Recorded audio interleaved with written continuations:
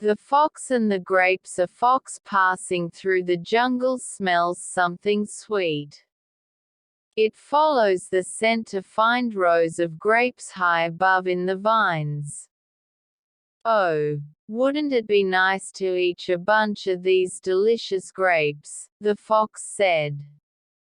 It jumped this way and that way trying to catch a bunch of grapes. It jumped as high as it could. But the fox couldn't reach any bunch of grapes. Tired from all the jumping, the fox decided to rest for a bit. Oh, these grapes! Wish I could reach them.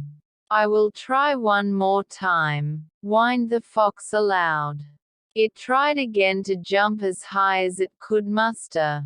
But the grapes remained unreachable. Maybe the grapes are not sweet but they are sour, said the fox. It turned around and walked away in a sour mood. Moral of the story: it is easy to give up on doing something, but it takes hard work and determination to reach goals. When one cannot attain it, one becomes bitter about it.